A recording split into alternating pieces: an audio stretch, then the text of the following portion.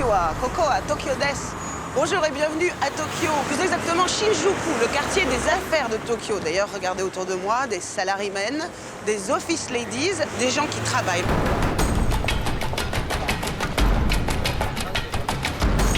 Alors moi, je suis très incongrue ici parce que je suis enceinte dans ce pays de 128 millions d'habitants qui ne fait plus d'enfants. En 2007, les Japonais qui vont mourir seront plus nombreux que ceux qui vont naître. Alors comment grandit-on dans un pays où un enfant devient un bien rare et précieux? Comment les Japonais élèvent-ils leurs filles et leurs fils? Je vous préviens, oubliez les clichés. Le Japonais avec le bob et l'appareil photo, c'est pas du tout l'histoire. Cette jeune femme s'appelle Chieko. Elle a 3 énormes qualités. La première, elle parle français. La deuxième, elle est mère de famille. Et la troisième, c'est que c'est ma copine. J'arrive déjà à lire un journal japonais. Bien sûr. C'est bien. On parle de la famille impériale. C'est bien. En plus, c'est un journal économique. Bon, Ah bon? Ah oui. Chieko m'a fait une proposition tellement étrange qu'elle est irrefusable. Nous voilà donc en route pour le sanctuaire shintoïste d'un petit village de campagne au nord de Tokyo. Première découverte des us et coutumes japonaises en matière d'éducation. Tenez-vous bien, la surprise est de taille. Oh la vache. Oh, oh c'est incroyable.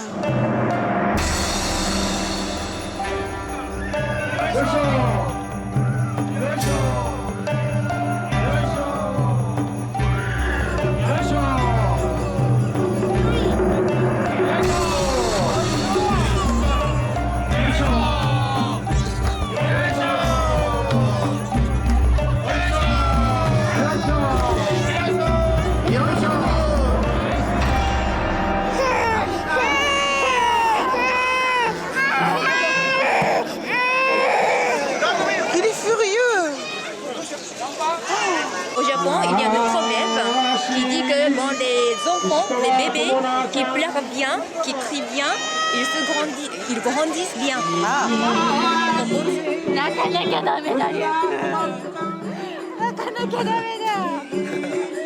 Nakisumo, c'est ainsi qu'on appelle cette joyeuse fête du bébé qui pleure, dont je vous rappelle les règles. Vous prenez des bébés, des sumos, des prêtres, et vous secouez, vous secouez, vous secouez.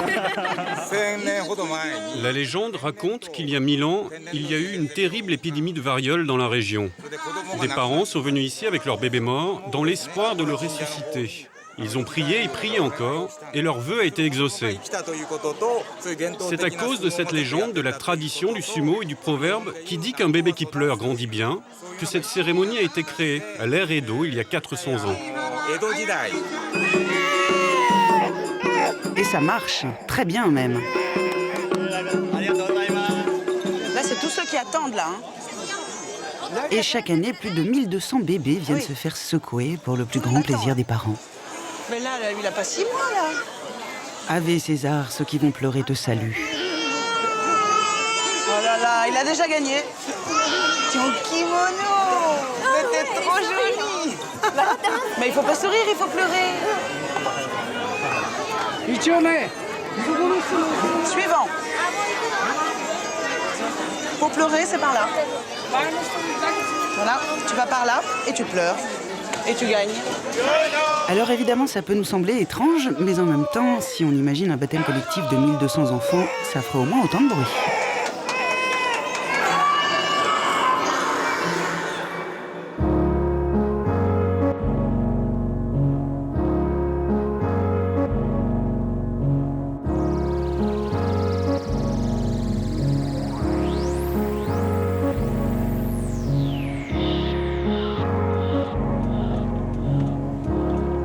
Un voyage au Japon, c'est bien sûr un dépaysement. Tout y est différent de chez nous. Et quand on aborde l'éducation des enfants, dans les gestes les plus simples, ceux du quotidien, nous sommes parfois carrément à l'opposé. Je suis en route là pour aller rencontrer un jeune couple avec leur fils et vous allez voir que leur pratique pour éduquer leur enfant ferait s'étouffer n'importe quel pédiatre français.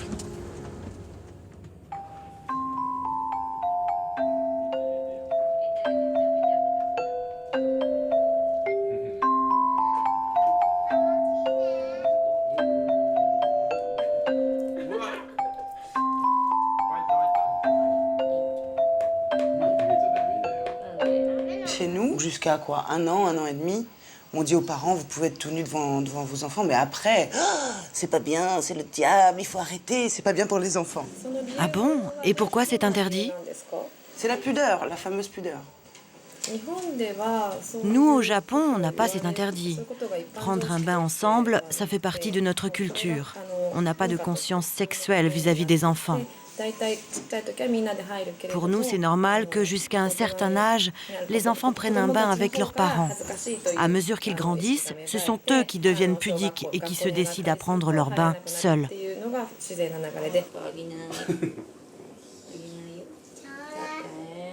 Vous, quand vous étiez petit, vous preniez le bain avec vos parents? Oui, quand j'étais petit.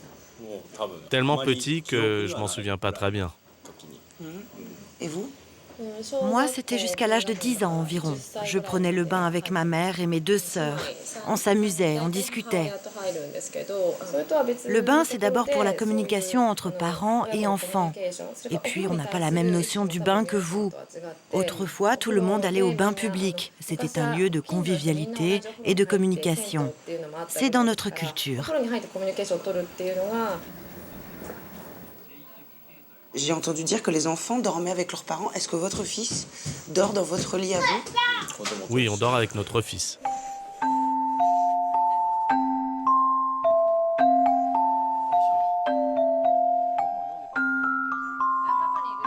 Alors, pour moi, c'est inconcevable. 3 ans avec un bébé dans son lit, mais c'est terrible, je trouve. Dans le Japon traditionnel, toute la famille dormait ensemble. Surtout dans les familles nombreuses. Il n'y avait pas de chambre pour chaque enfant, donc tout le monde dormait dans la même pièce.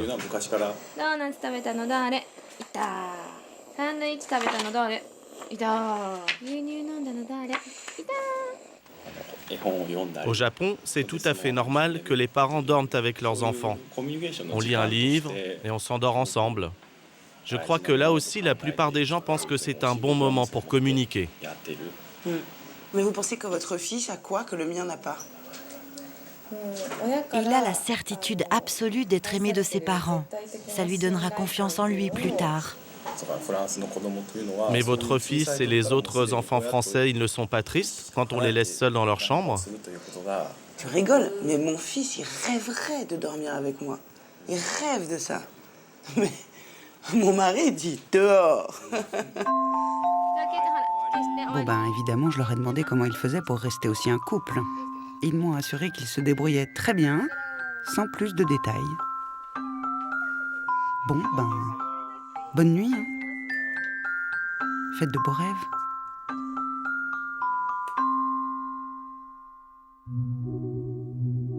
Ce que je ne savais pas encore, c'est qu'au Japon, les enfants et les adultes font les mêmes rêves.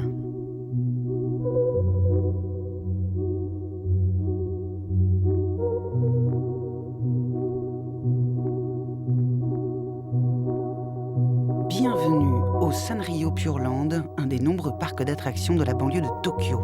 Vous avez reconnu Chieko, à côté de moi c'est Hiragi, sa fille. Elle va bientôt fêter ses 5 ans.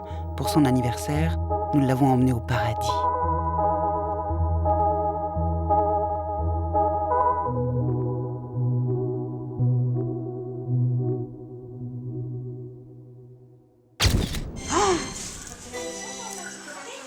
Moi, je suis un peu flippée, hein.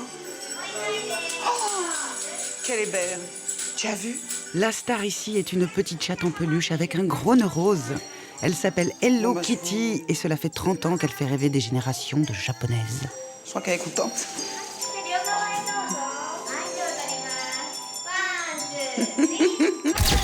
Voilà. Qu'est-ce que je fais là? Il y a quelqu'un dedans. Je le sais.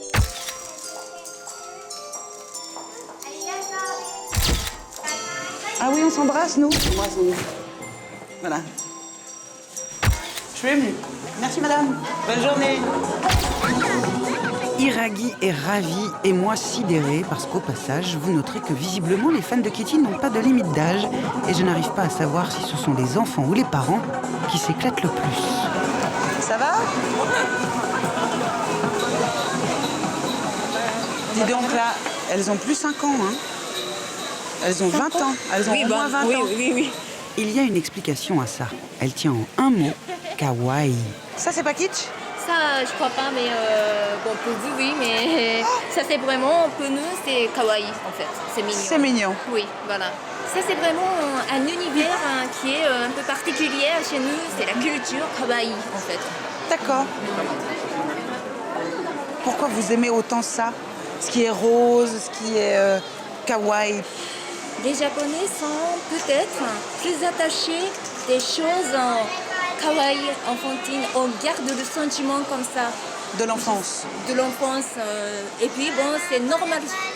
C'est normal pour nous. C'est-à-dire que peut-être, chez vous, peut-être, il y a un moment que vous quittez les choses d'enfant et pour devenir un adulte. Absolument, oui. Mais nous ne pouvons continuer de garder ça. Ce couple de parents donc n'est ni ridicule ni kitsch, il est kawaii. C'est pas kitsch, c'est kawaii. Non mais tu te fous de moi?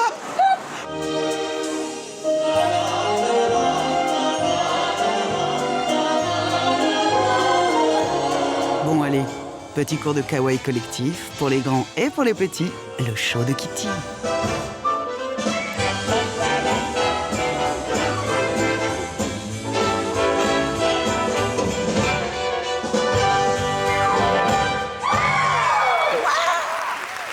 Y a pas un truc avec Bioman maintenant?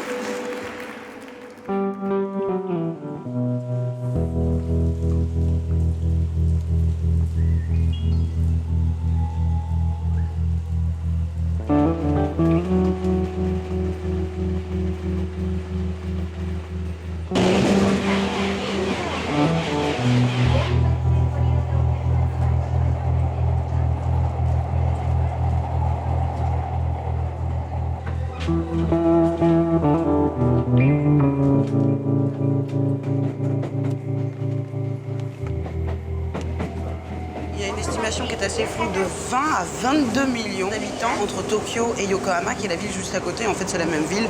Tout se suit, c'est tentaculaire.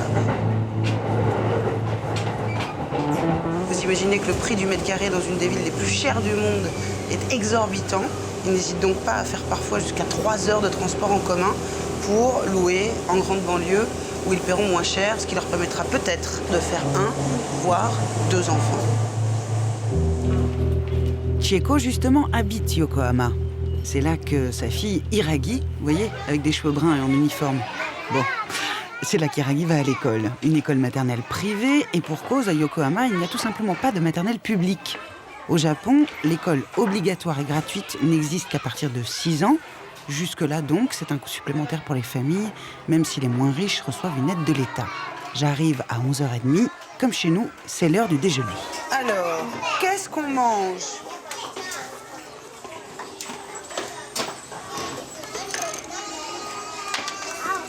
Ah, c'est bien ça, t'as ta brosse à dents. Les petites boîtes kawaii dans lesquelles se trouvent les déjeuners s'appellent les bento. Qu'est-ce qu'il y a là-dedans? Ce sont les mamans qui les préparent tous les jours avec amour, car au Japon, dans aucune école, il n'y a de cantine.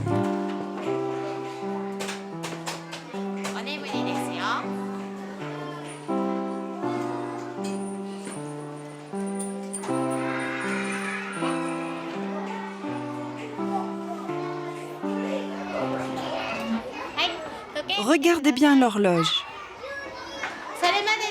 Quand la grande aiguille arrive sur le 4, nous quittons la table. Et maintenant, tous ensemble. Bon appétit.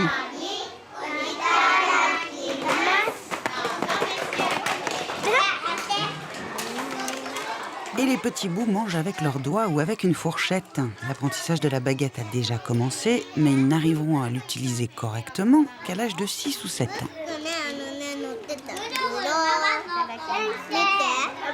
Là, j'ai fait un dessin de papa. Ça, c'est papa. Je te reconnais bien.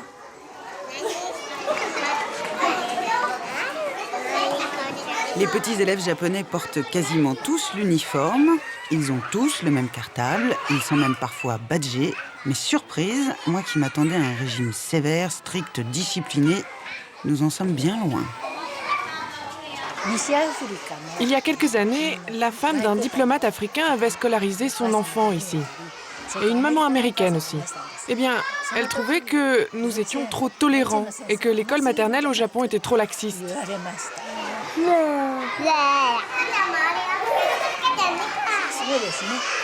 En maternelle, il est déconseillé d'imposer trop de connaissances aux enfants. Il faut juste bien les préparer à apprendre des choses plus tard. Dans les petites classes, on privilégie donc une éducation plus décontractée. On veut que les enfants soient plus libres et épanouis.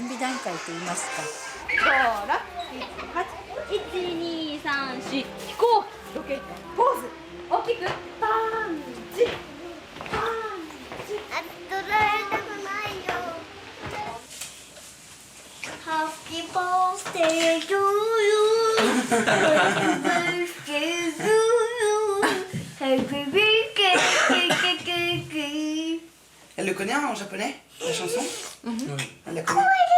Ah non, en fait, il n'existe pas les paroles en japonais. Happy birthday, dear Hiragi. Happy birthday to you. Oh! Omedetou-chan, 5 歳! Qu'est-ce que c'est que ça?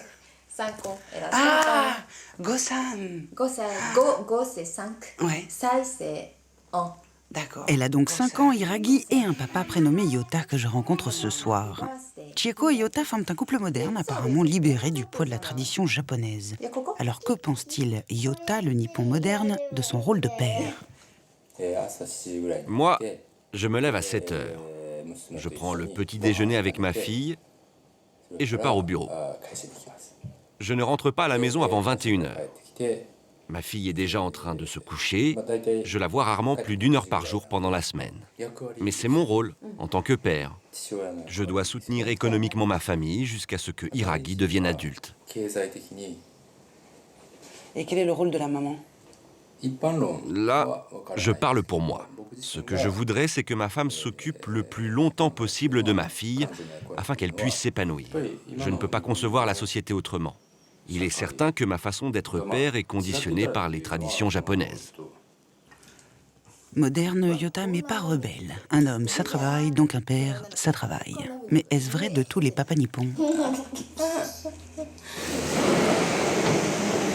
Vivre dans la banlieue d'une grande ville à 1h30 de son lieu de travail, rentrer tous les soirs à 21h et ne faire qu'un seul enfant par souci d'économie, ça ne fait pas rêver tout le monde. Certains Japonais ont d'autres aspirations dans la vie. Ils font des choix. Celui que nous allons rencontrer maintenant, comment vous dire, il est chufu. Vous allez voir. Konnichiwa, Ryo. Maïtena-san. Ryo desu. Nice to meet you. Chef. C'est quoi? Un chufu, c'est la personne qui fait le ménage et qui s'occupe des enfants à la maison. Et dans mon cas, c'est un homme. Et tu es heureux comme ça? Très heureux. Qu'est-ce qui te rend heureux? Faire le ménage, étendre le linge, faire la poussière, ça rend pas heureux, ça? J'ai quand même travaillé à plein temps pendant un moment. Eh bien, par rapport à cette époque, ma vie est moins monotone aujourd'hui. Et quand j'ai du travail, j'arrive à mieux me concentrer. Et je suis plus motivé aussi. J'ai même du plaisir à travailler. Ryo, est-ce que tu t'es posé la question de savoir si tu aurais l'air moins homme parce que tu t'occupais de la maison que si tu avais un travail et que tu ramenais beaucoup d'argent? Non, je ne crois pas. Sur ce plan, je me trouve parfaitement normal.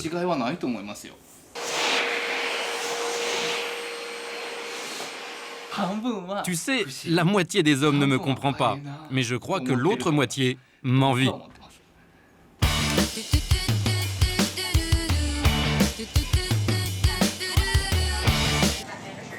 Et à la maison, elle fait quoi ta femme alors? Parfois, elle fait un peu de rangement. Mais l'aspirateur, c'est rare qu'elle le passe. Et la cuisine, c'est toujours moi qui la fais.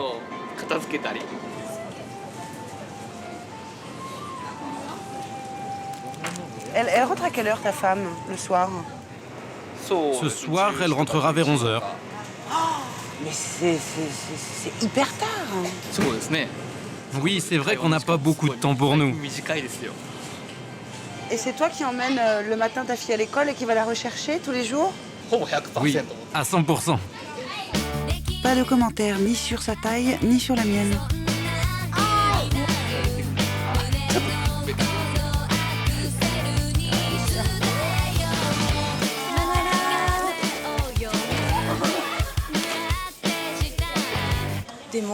Quand j'ai su qu'il était père au foyer, ça m'a étonnée. Je n'avais jamais vu ça. Mon mari, qui est très sensible au regard des autres, me dit qu'il ne pourrait jamais faire comme M. Yamada. Je pense aussi qu'il en est incapable.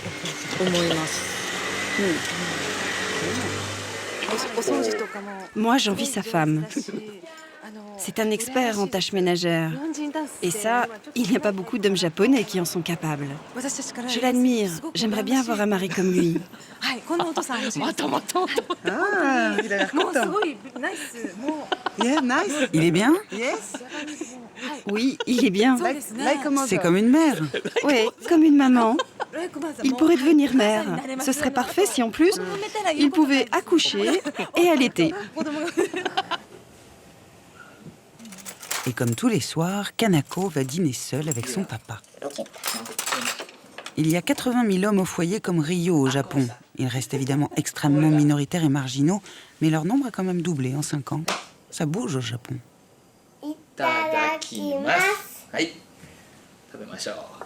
Et un petit détail avant de partir. Sur le calendrier là à droite, c'est la femme de Rio.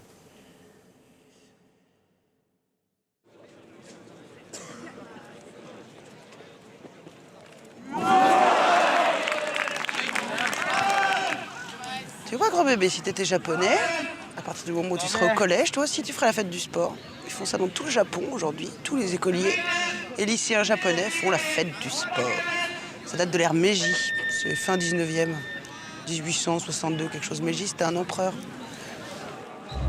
Et tu sais quoi, gros bébé? Comme les Japonais, ils adorent leur culture, ils nous ont ressorti un bon vieux jeu bien traditionnel.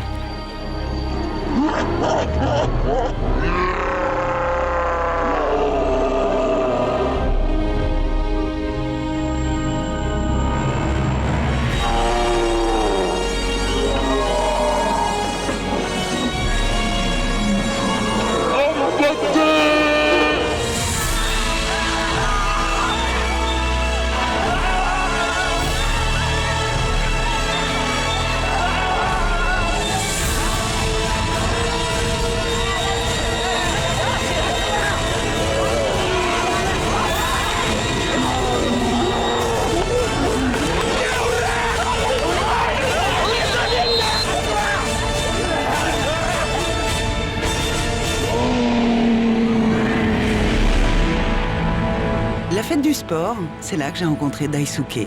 Grâce à lui, nous allons vivre la journée d'un lycéen japonais, et ça aussi, c'est sauvage.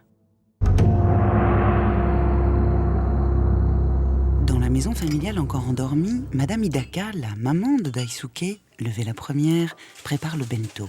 Celui de Daisuke, celui de ses 2 filles, et celui de son mari.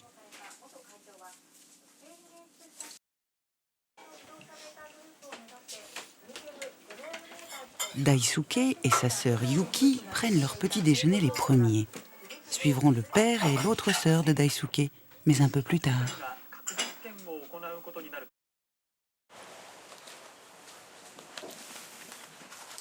Dernier petit détail avant de partir, le masque. Et la surprise, nous prenons ça pour une défense, alors qu'au Japon, quand on est un peu malade, on le porte pour ne pas contaminer tout le monde. Question de respect.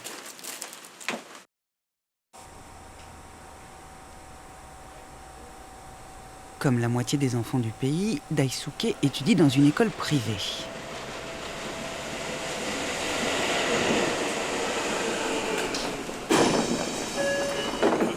Il lui faudra une bonne heure et demie de train et de métro pour y arriver. C'est long, mais ça tombe bien, il a un truc à faire.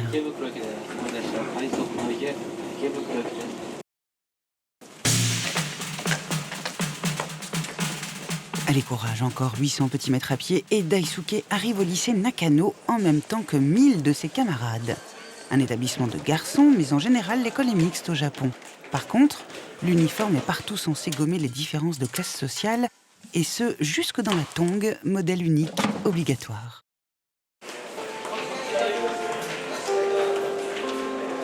Alors que quelques-uns n'en finissent pas de finir leur nuit, le tout premier prof arrive. Les cours vont commencer après une toute petite formalité.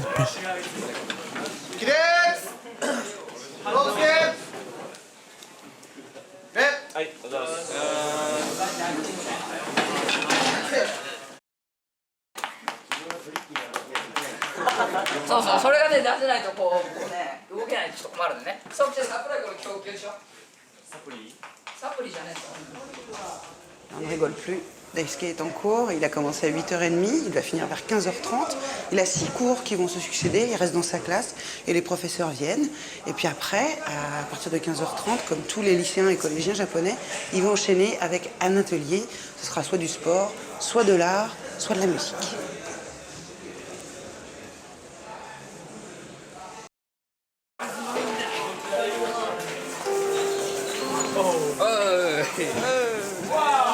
Waouh, ouais.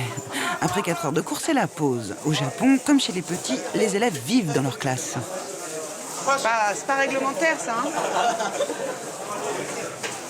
Alors que les uns se changent pour aller en gym, les autres peuvent enfin se détendre et sortir leur bento préparé par maman. Le niveau, là, c'est difficile? Non, aujourd'hui, c'est pas trop dur. T'es fatigué?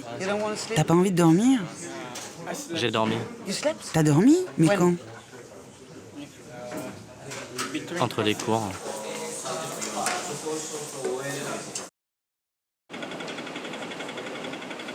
Lui, c'est le prof de sport.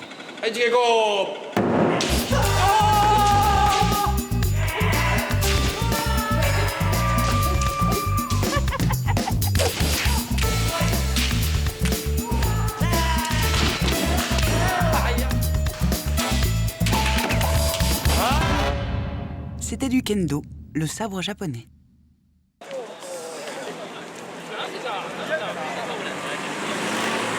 Fin des cours. Daisuke rentre chez lui. Nous avons devant nous 1h30 de trajet pendant lequel j'ai bien l'intention de discuter de choses sérieuses. Quand est-ce que tu joues? Tu joues? Aux jeux vidéo? Oui, des jeux. J'ai des examens dans 2 semaines et je ne joue jamais avant les examens.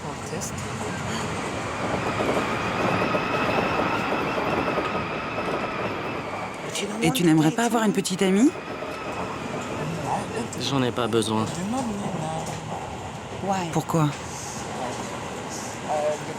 Parce que mes profs disent que si j'ai une petite amie, mes notes vont être de plus en plus mauvaises.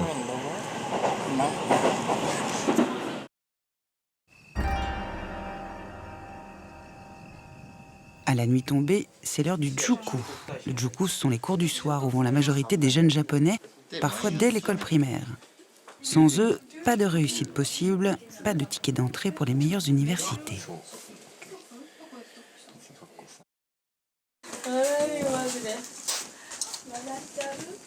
Retour à la maison, et voilà enfin le tout premier moment de la journée passé en famille. Son mode de vie est normal pour le Japon. C'était pareil quand vous étiez jeune? Oui. On était surtout concentrés sur nos études et la préparation des examens. Donc ça, c'est la méthode japonaise. Absolument. Quand on est jeune, on travaille à fond pour préparer l'avenir. Oui, mais vous savez, ce n'est pas qu'au Japon. C'est comme ça dans toute l'Asie. En tout cas en Chine, en Corée et aussi en Thaïlande. On a tous cette même culture. «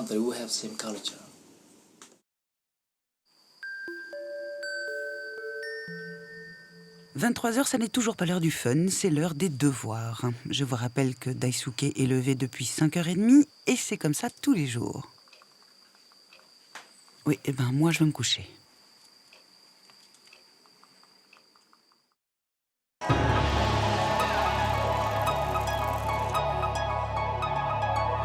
Évidemment, tous les enfants n'arrivent pas à tenir le rythme de Daisuke. Ils sont de plus en plus nombreux à refuser la pression du système éducatif, celle de leurs parents, ou tout simplement d'ailleurs à ne plus la supporter.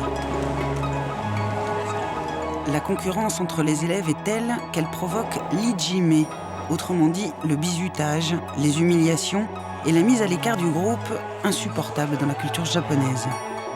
Les conséquences de l'ijime sont graves. À 13 ans, Ryo en a déjà fait l'expérience. Au collège, je participais aux activités d'un club. Au début, ça se passait bien, mais petit à petit, mes copains se sont éloignés de moi. Ils se sont mis à être méchants. Ils s'amusaient à cacher mes affaires, à m'enfermer dans des pièces vides ou à me lancer des objets à la figure. Tes parents, ton père, ta mère, ils ont bien vu que tu te renfermais. Est-ce qu'ils ont pu t'aider? Est-ce que tu as parlé avec eux? Est-ce qu'ils ont compris ce qui se passait? Je leur en ai parlé. Mais au début, ils m'obligeaient à aller à l'école. Ils m'y ont même emmené de force. Et à ce moment-là, j'ai pensé que ça ne valait plus la peine de vivre.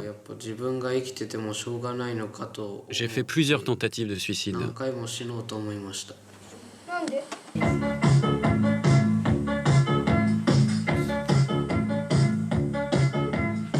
Il y a 25 ans, c'est cette femme qui a fondé cette école libre. Elle avait elle-même un fils hikikomori. Alors, hikikomori, cela signifie littéralement enfermé. Parce qu'avant d'atterrir ici, tous ces jeunes ne voulaient carrément plus quitter leur chambre.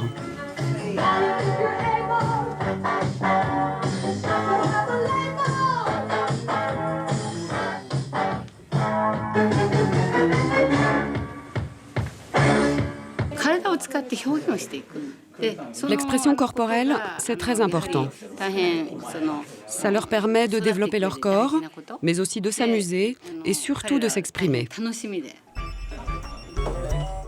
Chaque élève compose donc son propre programme grâce à une multitude d'activités et de cours collectifs ou particuliers. Dessin, jeux électroniques, tricot, piano, ping-pong, ça ressemble à un joyeux foutoir. On est bien loin du système japonais traditionnel, mais les enfants semblent y trouver leur compte. Ils ont au moins réussi à rompre avec la pression, à sortir de l'isolement et finalement, ils reviennent à l'école.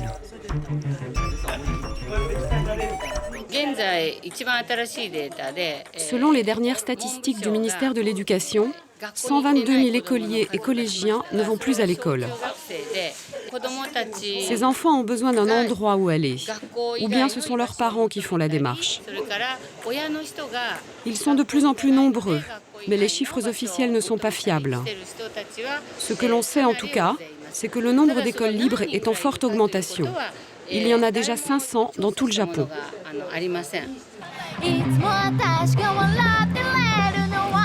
Dans la tribu de notre ami le jeune, il y a donc Daisuke le bon élève, les hikikomori, les élèves qui refusent le système, et puis il y a ça.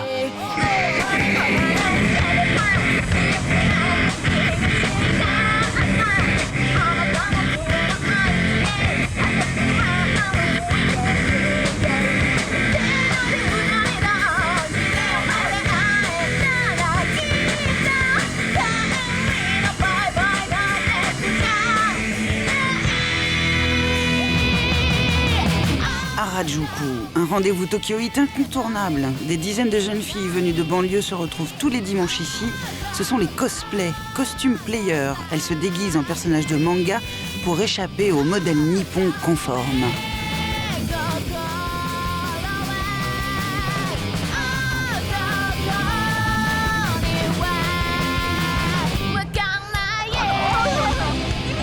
Plutôt réussi, non ?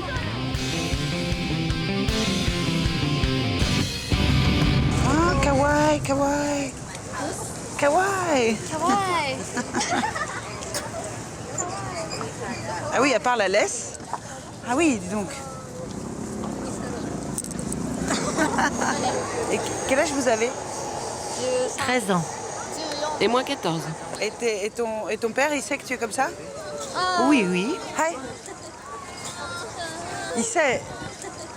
Ah, franchement, ça me dépasse. Je sais pas quoi vous dire. Moi, je suis un Lolita. Ah. Pourquoi tu le fais? Parce que j'aime bien me montrer. C'est ma façon de m'exprimer. Mon chéri, c'est un lapin qui te frotte le ventre.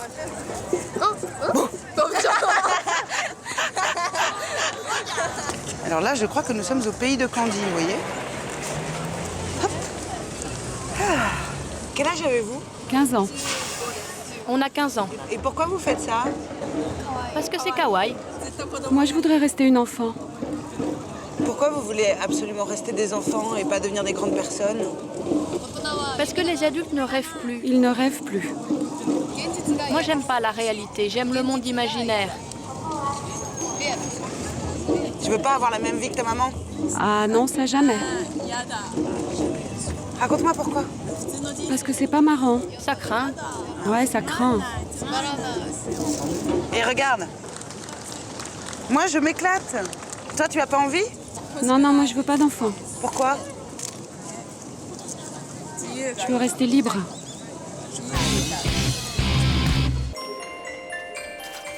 La société japonaise est en mal d'enfants. Ne vous fiez pas à ces images trompeuses. Le taux de natalité a baissé constamment depuis 20 ans pour atteindre 1,25 enfants par femme. Travailler ou devenir mère, ici, il faut choisir. C'est l'une des raisons principales de cette chute de la natalité. Chieko, elle, a continué à travailler après la naissance d'Hiragi, mais elle s'est finalement arrêtée quand sa fille a eu 3 ans. Pourquoi? Quand on est mère, il faut quand même renoncer des choses. Il faut bien faire des choix que je peux faire parce qu'il n'y a que 24 heures par jour. Oui. Donc il faut bien choisir ce que je dois faire. Tu m'as dit que tu avais longtemps eu un sentiment de culpabilité, pas vis-à-vis de ta fille, vis-à-vis de ton entreprise. Ah oui. Je partais quand même à 7h30 pour aller chercher Hiragi, par exemple. Oui. Mais comme j'étais responsable de la communication, et donc parfois je me sentais vraiment culpabilisée avec les autres. J'étais vraiment sandwich. C'est-à-dire que bon, entre la société, entre le travail et la fille, j'avais moins de temps. Pour ton travail? Oui, pour mon travail. Et tu étais moins bonne? Oui. Tu le penses vraiment? Oui. Tu vas retourner au travail? J'espère. Ouais. Oui.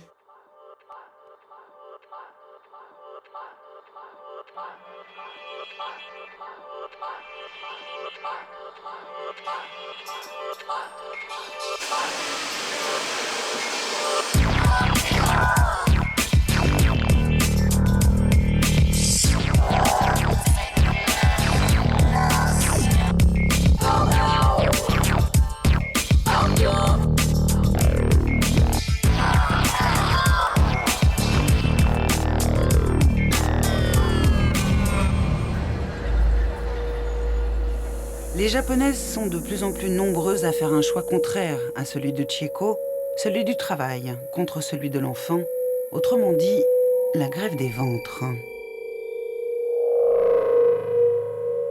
Ce qui fait rêver les Japonaises aujourd'hui, c'est la carrière, pas la maternité. Dans ce pays où la jeunesse remet en cause un mode de vie hérité de l'après-guerre et aspire à plus de loisirs et d'individualisme, l'enfant est perçu comme une charge. Le mot d'ordre est ultra-modernité, ultra-liberté.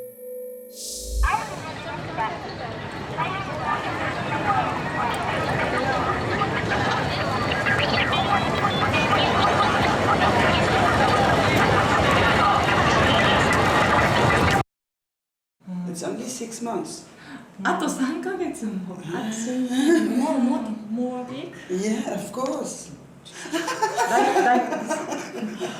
聞こえる。何が聞こえるんですか？ハート。すごい。なんか笑った。ドクター。巻いてなんか笑った。Bienvenue à la Beauty Factory, une boîte de graphisme gérée par ces 3 drôles de dames de 30 ans, Yukiko, Yuki et Yoriko. On commence à 10h le matin. Et le soir, on ne s'arrête que quand on a terminé. Oui, c'est vrai. On finit souvent tard. En général, on rentre à minuit et demi avec le dernier métro. On passe 80% de notre vie au travail.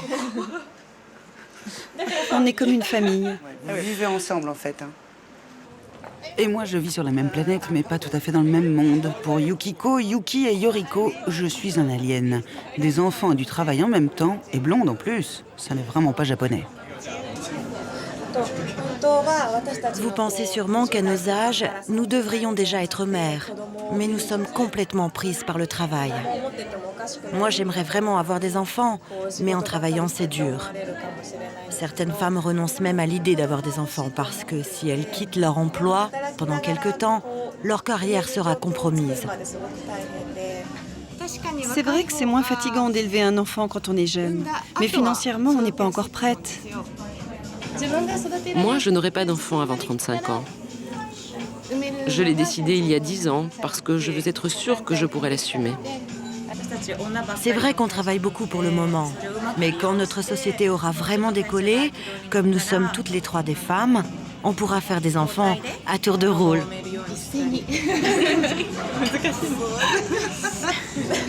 Est-ce que les enfants qui grandissent aujourd'hui dans la société japonaise, vous avez envie de les élever comme ça? Je voudrais avant tout que mon enfant soit heureux. Avant, les parents voulaient mettre leurs enfants sur des rails, mais moi, je ne ferai pas comme eux. Je le laisserai faire ce qu'il voudra. Nous sommes une génération de pionnières. Si on réussit, ça va être plus facile pour celles qui suivront. Nous pensons qu'il faut qu'on s'entraide pour réussir. Il faut aussi qu'il y ait plus de crèches et de soutien de l'État. On est en train d'ouvrir une nouvelle ère. Alors les filles, je propose un toast à l'amour. Kanpai! Kanpai! Kanpai!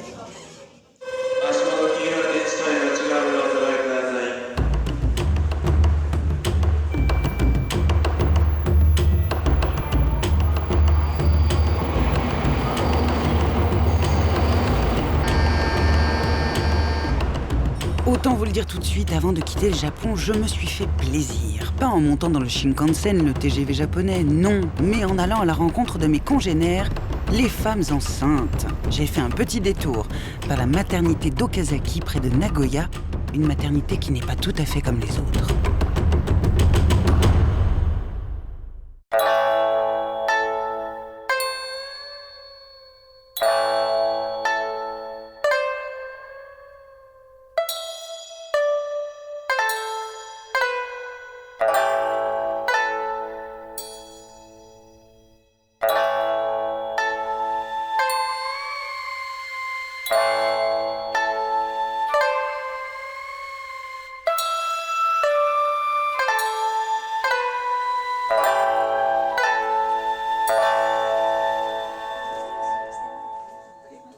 Konnichiwa. Konnichiwa.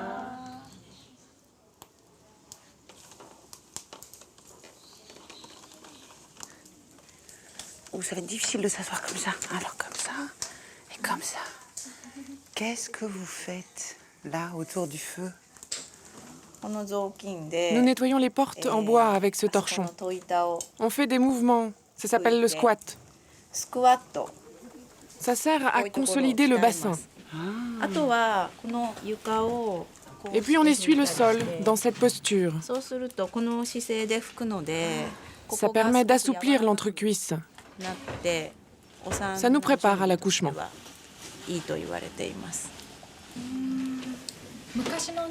Autrefois, les femmes japonaises nettoyaient le sol et les murs de cette façon-là.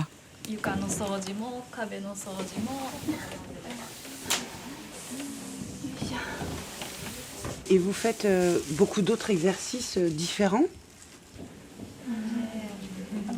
On fait aussi du bois là-bas pour faire des bûches. Vous coupez du bois? Oui, oui.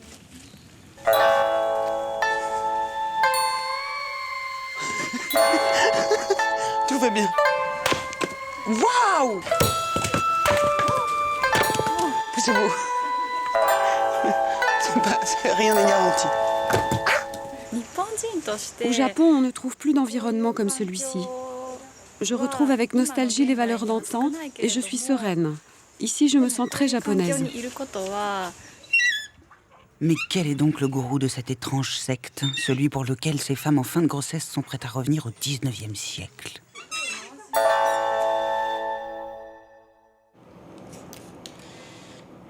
c'est lui, le professeur Yoshimura, celui qui a des lunettes.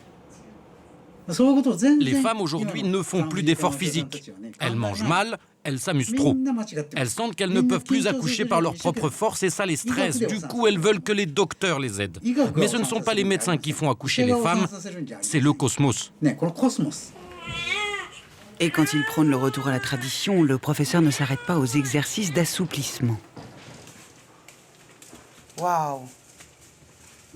Ça, c'est la salle d'accouchement. Ça, c'est magnifique, alors. Oh, c'est zen, professeur. Oui, ma méthode d'accouchement est zen. Bien. Si maintenant, moi, je vais accoucher, comment je dois me mettre, là, sur le lit? Comme vous voulez. Il faut choisir la position la plus confortable pour vous. Le sens du corps m'est égal, tout est possible. Assise, debout, à quatre pattes, c'est pareil. Et évidemment, ici, il n'y a aucun appareil médical. Pourquoi faire? Il n'y en a pas besoin.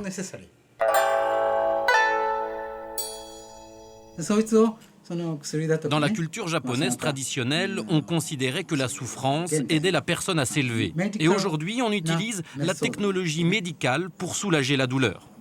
Mais tous les obstétriciens du monde se trompent. La vraie contraction, douloureuse et forte, permet d'accoucher naturellement. Et la mère pourra accueillir son bébé avec amour et sérénité. Elle s'accomplira comme véritable mère.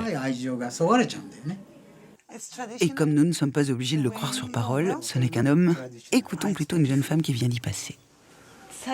C'était très amusant. Je me suis laissée aller aux vagues de la contraction. J'avais l'impression de les surfer, de très grosses vagues.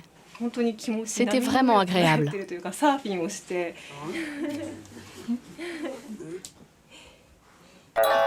Et si vous n'êtes pas convaincu par la tradition, il y a aussi le choix de la modernité.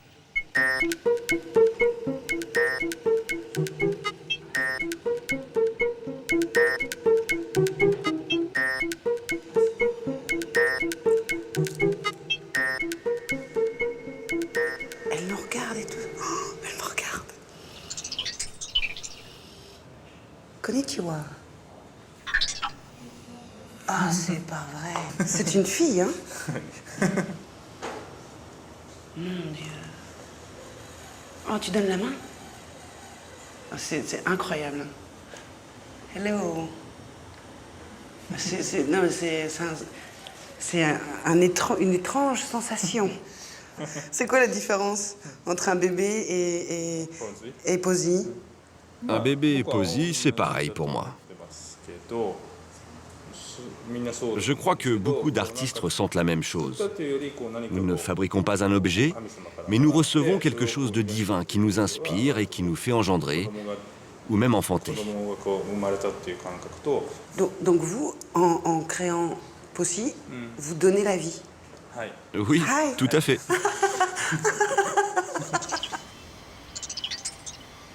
Est-ce que vous pensez un jour qu'on va remplacer nos enfants au Japon par des robots, éventuellement? Non, ce n'est pas mon but en tout cas. Je veux que Posy continue à évoluer, pour qu'elle symbolise l'union parfaite de l'homme et de la technologie. Elle doit devenir une sorte d'ambassadrice dans ce sens. Pour le moment, elle a 3 ans et elle commence juste à apprendre la danse. Mais j'espère qu'un jour, elle réalisera son rêve, danser à l'Opéra de Paris.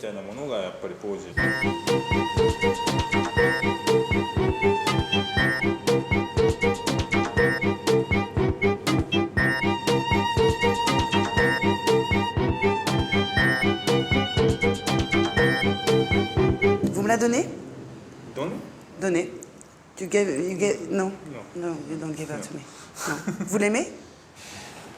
Oui, je l'aime plus que tout. Comme si elle était mon propre enfant.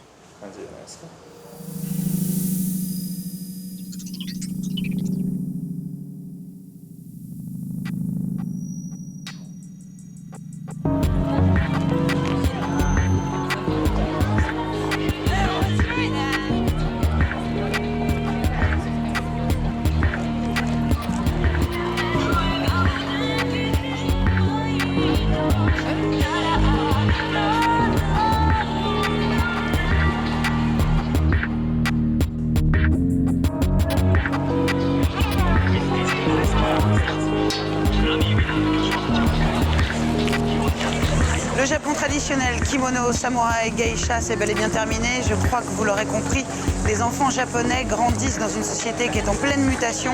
C'est une véritable révolution culturelle. Il leur appartient dorénavant d'inventer l'avenir du pays du soleil levant. Si vous le pouvez, venez y faire un tour. Quant à moi, je rentre.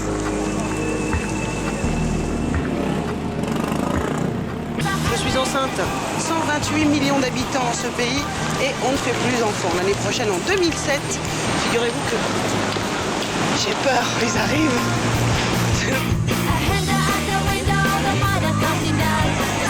C'est dur de résister là maintenant. Moi je dis, il n'y a pas de petit plaisir dans la vie. Je le crois. Waouh!